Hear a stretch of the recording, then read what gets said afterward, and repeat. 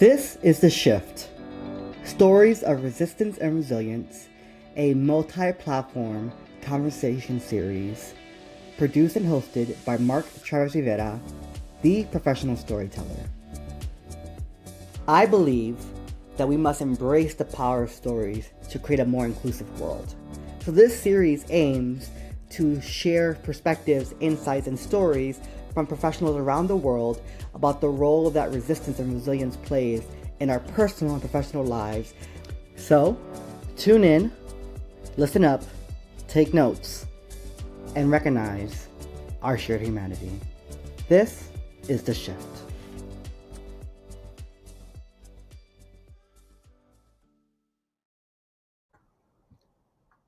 Hey y'all, welcome back to The Shift, Stories of Resistance and Resilience. I am Mark Travis Rivera. I use he, him pronouns, and I'm the CEO and founder of The Professional Storyteller, where I embrace the power of storytelling to create a more inclusive world. I do that through 5 pillars of activities: choreography, coaching, consulting, speaking, and writing. And I am the podcast creator and host of this series, and I'm so thrilled to be bringing in leaders from across the country and the world even to talk about the moment we are in and how we navigate this season of our lives. And I'm speaking to real people about their real stories because I believe we stop listening to each other to understand and see each other reflected in our recognize and our shared humanity. And I hope that this shift helps us shift the way we see ourselves and each other, and that we can really get back to our shared humanity. And so I couldn't think of a better guest to bring on than my fabulous colleague in the dance ecosystem, the arts ecosystem at large, Dr. Huang, who is the executive director of World Arts West, which is a 47-year-old arts organization that serves the largest world dance network in the US through artist services, performance presentations, and collective advocacy. In 2019, she was appointed as the first person of color and cultural artist to lead World Arts West. Under Dr. Huang's leadership, World Arts West greatly expanded the accessibility and reach of the World Arts West Dance Festival, launched its first grant-making initiative, and instituted pioneering programs. One of them is the Arts Equity Research Project and Grants Accelerator Program, GAP, which I was able to witness, which was a fabulous program. A one-of-a-kind program that helps cultural artists access grant funding. As a thought leader with deep knowledge of challenges and solutions for cultural artists in the 21st century, Dr. Huang is a sought-after consultant for culturally specific capacity-building methodology and resource equity and philanthropy. She has been a National Association of Latino Arts and Culture Advocacy Leadership Fellow and the Greater Bay Area Arts Coalition Organizing Fellow. Dr. Huang has served in leadership roles for USA's Board of Trustees, Greater Bay Arts Coalition, and New York Foundation Immigrant Artist Program. And she is someone I deeply admire and respect. Dr. Ann, how are you doing today? I am good, hanging there. So beautiful, empowering, solidifying to be in space with you, my dear friend Mark. Thank you. Thank you so much. I remember, I don't know if you remember this, but it was in the Dance USA's conference in 2023 in Atlanta. You and I had this private moment, and it brought me to tears because uh, what you don't know at the time was that I just went full-time creative entrepreneur with my business, and I was really in a season of struggle, a season of questioning. I left the Bay Area, moved to Atlanta so I can pursue being a full-time artist and creative entrepreneur, and I was starting to wonder if I still had a place in the dance world. After giving up my company after 10 years, after leaving Access Dance Company in the Bay Area, I was questioning, is there still a space for me in this world? And that moment with you reminded me that dance is always going to be a space where I belong. And now serving as interim director of member services for Dance USA, it feels like a full circle moment to be talking to you today. So thank you for that moment. It was very affirming. Thank you, Mark. I also remember that moment so vividly. I remember hugging you, holding your hand, Yeah. and expressing gratitude to you for co curating a Dance USA conference that made me feel such a deep sense of belonging. Mm. which I haven't always felt in dance conferences. And while I know you co-curated that conference for a variety of stakeholders, I almost felt like, oh, you created that conference for me. Yeah, yeah, yeah. And I felt heard. I felt seen. I received a lot of love through the different sessions. And so I just want to thank you for creating that space for so many of us in the dance ecosystem who historically have not felt heard and seen. Well, thank you for that kind um, affirmation. I have to ask you, Dr. Ann, who are you outside of the professional highlights I read in your bio?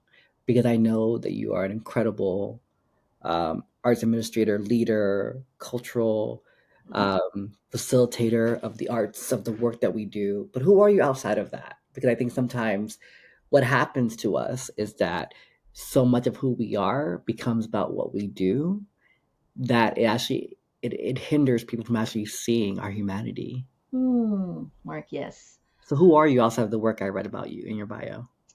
Well, I would say so much of who I am is where I come from. Hmm. I'm an immigrant from the island of Taiwan, where later on I kind of share the story of how, without realizing it for so much of my life, I was born into injustice, which made me a social justice warrior. It was, it was in my DNA. Yeah.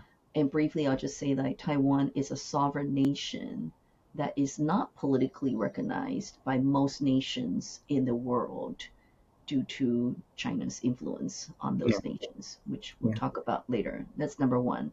Number two, um, while I've been working uh, in various capacity in arts for quite some time now, a few decades, this is actually my second full time career. I used to be a dentist. What? That I did not know.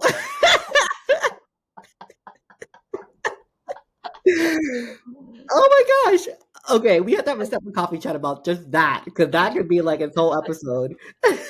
Yes, yes, which also has to do with my origin story of where, the path that my family wanted me to go to, Hmm. and as well as when I worked as a dentist for 10 years before I transitioned into life of art. So it was, you know, close to 2 decades of my life of getting, I was a double major of chemistry and biology in college, 4 years. After that, I went to dental school at UCSF for 4 years. And after that, a decade as a dentist.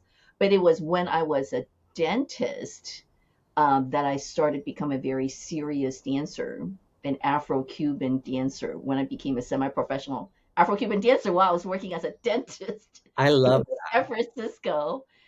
And that you. That would exist. That would happen in San Francisco, right? Like you only in San Francisco would you meet someone who's a dentist by day and an Afro-Cuban dancer by night. exactly, exactly.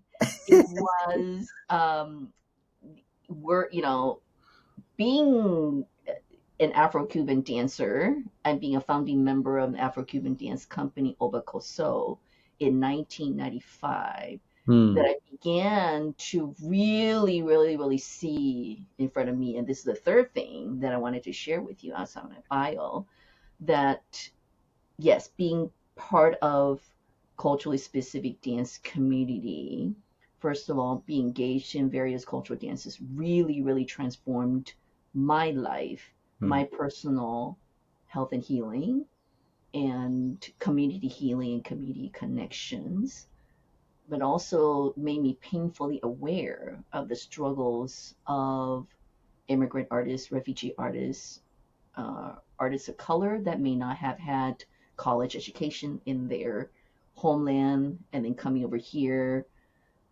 really, really, really struggling to make a living in whatever way they wanted to make a living, of being paid as a full-time artist, always a far-flung dream, but even to just get a regular day job at whatever was very, very, very difficult, and continues to really be really difficult for a lot of the immigrant artists.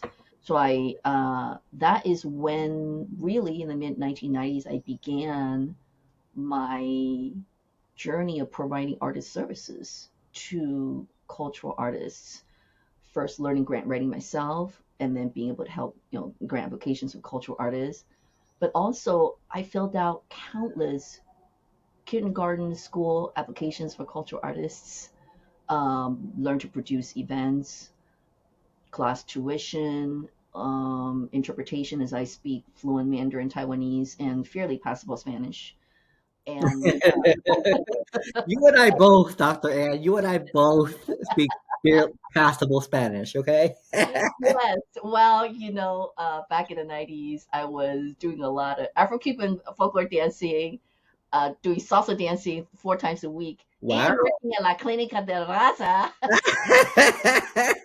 California, where I primarily worked with monolingual Spanish-speaking patients. I So love I took a lot of Spanish classes just to communicate with my patients. I love that. Um, yes, so that is my personal artistic involvement with many Bay Area immigrant artists Y- led y- me. The journey started 30 years ago, but led me here today, which we'll talk about.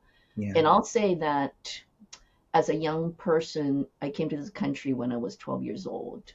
As Mm, a person who was really, really struggling with encountering racism for the first time in my life during my teenage years, growing up in the various suburbs, grappling with parents who I did not know at the time were dealing with the extremely oppressive regime of martial law in Taiwan. mm, Taiwan has a unique distinction of being under martial law for 4 decades in mhm, between 1949 and 1987. A long, long, long period. This is during my grandparents' lifetime, my parents' lifetime, and my own lifetime. And my family's experiences during that period, including my grandfather being put on the government's execution list for being an activist, was what brought us to this country. So, as a young teenager, my father was not allowed to come to this country with us, and my family, my parents navigating that caused a lot of distress that I could not understand. So, mm, during that time, music was my salvation. I was studying piano and I would just practice the piano 4 hours a day. Music was my only friend, mm, my only salvation, my only constant in my life, and the only thing that I could succeed on. So mm. I think that also set me on the path towards being in the arts in my life, and wanting to do something about the transformative power of art, because I personally have experienced that during critical junctures of my life. Yeah, I love that. Thank you for sharing that. That's probably the most in-depth answer I've gotten to that question in the history of this series. And I'm so glad you took us there because it just makes everything else make so much more sense to me. Um, and I have to ask you this, given what's happening in our social climate right now, uh, given the tensions between Taiwan and China that are still ever present, and the US is what I consider waning allyship to Taiwan, in my view. Um, what is your personal concept of resistance and resilience at this time? Mark, before we started the conversation, I told you that I am mindful of what I say publicly, Mhm. because frankly, most of my family members still live in Taiwan. Mm, And so I will say that um, Taiwan, I lived in Taiwan as a young child. So I felt like I had a carefree life when it was, the society was not carefree. mm, And so I've learned a lot about Taiwan during my childhood. And then Taiwan after we came to this country, in the late 70s, and in the 80s on its ways to democracy and having its first presidential election in the history of the island in 1996. So I've learned quite a bit of the history. Um, so I would say, uh, you know, along the way, Taiwan has had a tumultuous path towards being one of the currently being one of the most democratic nations in the world. It is a miracle by so many means when you think about if you're a country that doesn't have formal economic relationship with pretty much anybody in the world. The country has to be in deep poverty, and yet when you visit Taiwan, it is a prosperous nation. It's very safe. It is things work really, really, really well. High speed train.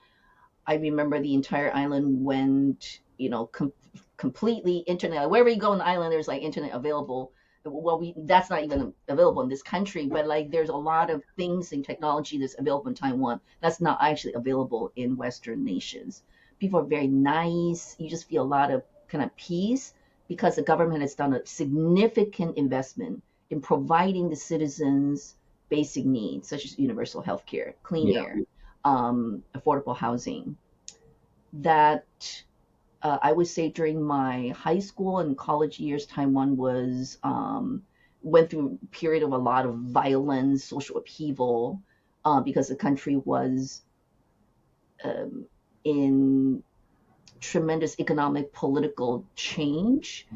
And when people see the population sees that, oh, there's certain parts of the population that have kept access to economics, to access to healthcare and so forth, then there, when there's a lot of inequities, then people rise up and protest. My father's a physician. My father passed away last year.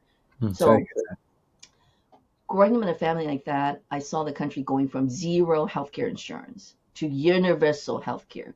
Just fixing that one thing in a country will bring a lot of peace and prosperity to a nation. Mm, So if you kind of think about that, if hmm. we reinstitute NEA funding, NEH funding to this country, two small federal agencies, it will go such a long way towards not only sort of being able to carry out arts and humanities projects, but provide livelihood for many people, Yeah. stability, health, and peace and so forth. So But and I think, and this is true, I think for both you and I, that the art and the arts have anchored us at a time when I felt most alone in my grief over my brother's murder, at a time when I felt alone as a disabled child who couldn't play gym with the rest of the students. I found refuge in my writing. I found refuge in watching the dancers rehearse and daydream about one day being on stage as a dancer and a choreographer. Never imagining that years later I'd be directing a department for the National Dance Service Organization, right? That so much of my life should not have happened, right? correct, And you correct. think about where you've come from and how the arts have anchored you. And I think that's why I am so angry at this moment that we're in, because I know the transformative power of art. Yes, Is the arts that got us through COVID, right? It was the arts that continue to ignite imagination and inspiration and innovation. And so to be in this moment where the very thing that kept us going and keeps us going is in many ways under siege. Um, it's sad for me. yeah, Mark. And let me make a comment on sort of culturally specific art. This is the large community I work with at War Arts West, and this is the community that I've been part of for 3 decades. I've actually been part of the War Arts West community for about 30 years. I started as a volunteer 30 years ago Mm, and have been with the organization as staff for 10 years and became the executive director in 2019. So War Arts West works with many cultural communities at different points of the spectrum of cultural endangerment and erasure. So you can think about the Cambodian artists we work with, Mm-hmm. where they come from a country where during the short regime of, Khmer Rouge, um, 95, 90 to 95% of the artists in education and educators were killed by the government. Mm. So artists like Charia Burt that we work with were tasked with making sure that their culture does not die because so many of the predecessors are done. Or the hula artists we work with, working with the preservation of Hawaiian language because Mm. few decades ago that language almost disappeared, right?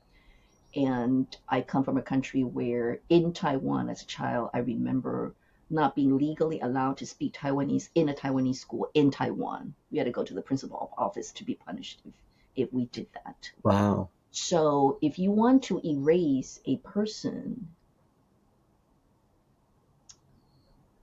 a community of people which consists of many individuals, you erase that person, you erase that community's history, and therefore erasing that person's identity and erasing that person, the community's artistic practice and cultural practices doing the same thing, right? So for the community that I work with, engaging in arts culture is beyond that individual healing and salvation. It is about finding cultural roots and identity that has been robbed from us. Mm. And through our artistic practices and cultural practices, we often are piecing back those broken pieces of us. That has been my journey at War Arts West. And Through tell us, work, I was just gonna ask you, can you tell us more about World Arts West? Because I know we've made reference to it, but if can you just tell us more about the mission of the organization and more about what you all do? yeah. War Arts West is a 47-year-old arts organization based in San Francisco. And in the history of the organization, we have done presenting, we've done education programs, and we've done advocacy work. And during my leadership in the last 6 years, we've evolved the organization to center four program pillars.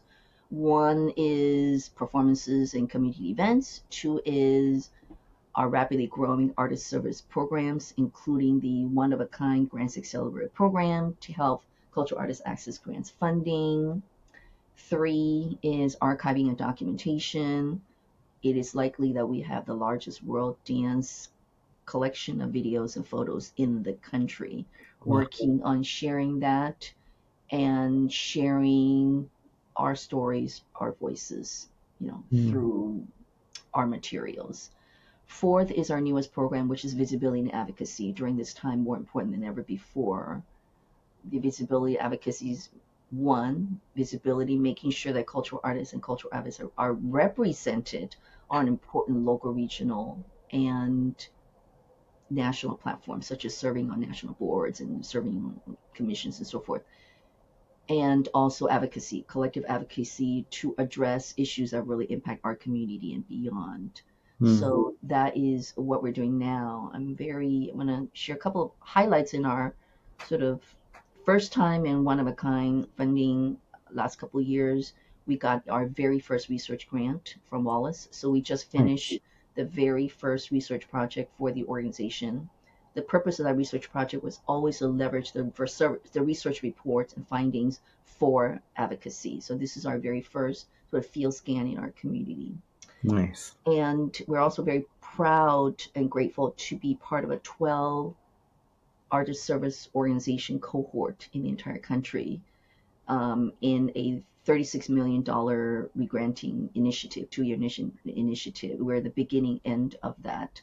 So War Arts West will become a funder for the very first time this year.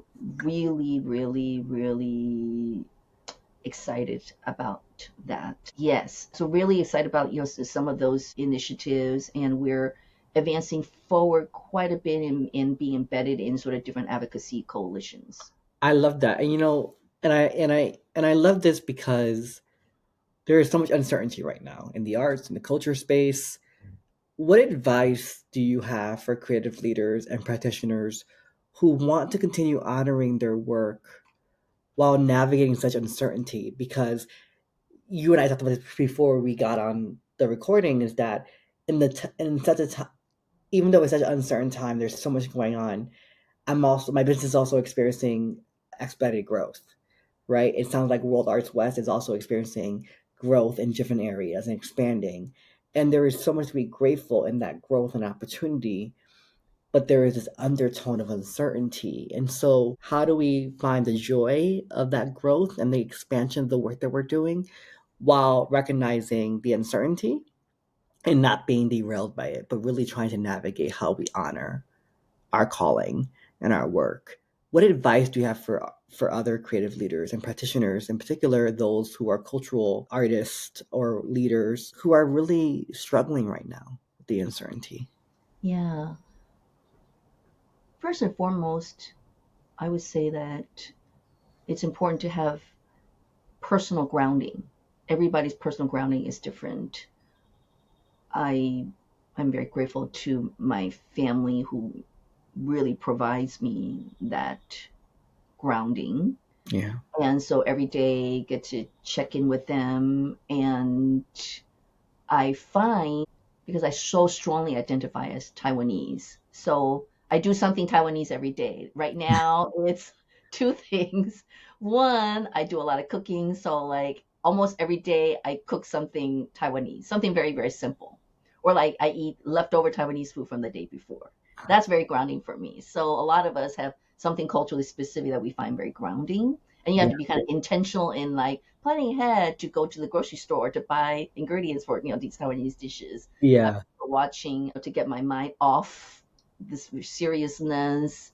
I do engage in watching these Taiwanese soap operas a lot. And you gotta engage in those activities. It's just sort of light activities.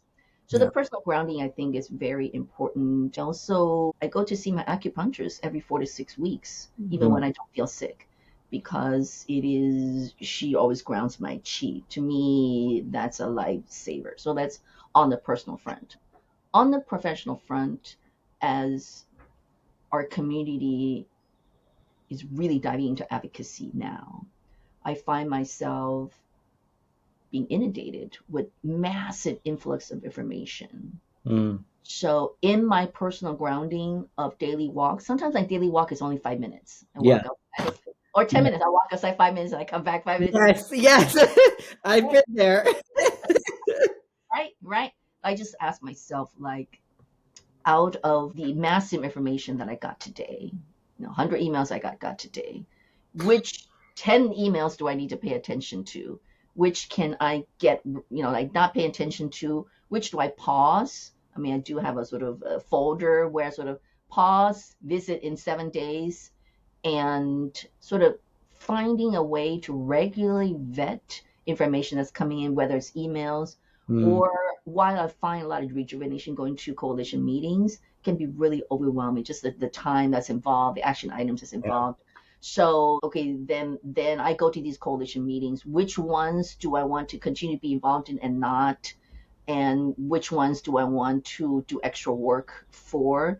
So I think like honing in the muscle and the skill to be able to vet massive influx of information, prioritize Mhm. time management, very, very, very important. Thirdly, I would say be intentional about who you spend time with. Mm. And sometimes coalitions or groups of people can seem like a good idea, but if they're individuals that really drain your energy, however good the purpose or the goal of the group is, don't engage or engage minimally. So Yeah. those are a few things I would say. I love that. That is French kiss. That is in alignment with what I'm trying to do. My therapist told me decrease my news intake, increase my gratitude practice, my mindfulness. And Mm, so, and I'm a news junkie. So it's hard for me not to want to know what's going on. Plus, also part of the work I do, I need to be aware of what's happening. One of the things I recognize is that I need to do my daily walks. I need to take a second. Like today, I did terrible at this, so I'm going to be honest.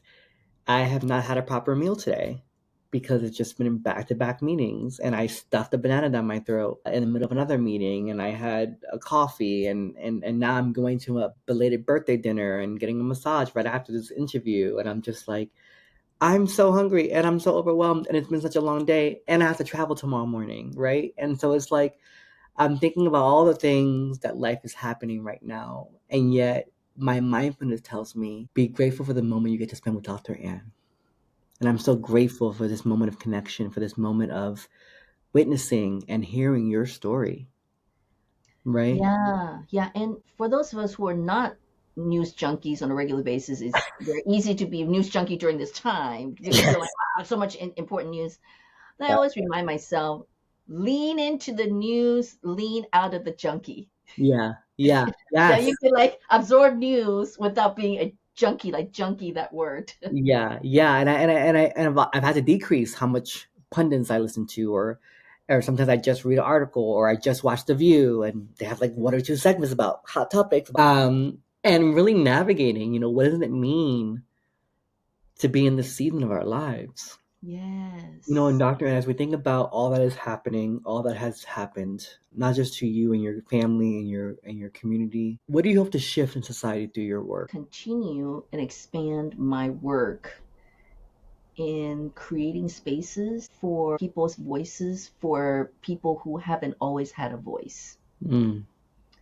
whether it's being the executive director of War Arts West, being on the national board for Dance USA, As board chair, may I add, board chair, I'm thank you very surprised you didn't say that. I'm like, wait, what?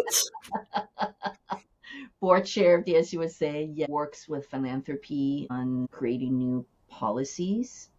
Mm. Like funders are now trying to respond to the current landscape, trying Yeah, to think about new sources of funding, making sure marginalized immigrant artists, cultural artists' voices are included, making sure that our voices are represented on different advocacy coalitions. So I feel like as distressing as this time may be, we've been here before as far as authoritarian regime in this, in different countries of the yeah, world.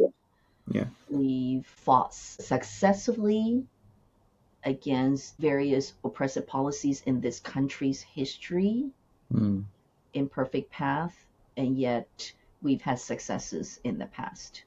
Yeah, So I hope to continue to fight for democracy, freedom of expression, shifts in our arts ecosystem by including everyone's voices, especially the historically marginalized voices, yeah, and to center the experiences of all cultural communities.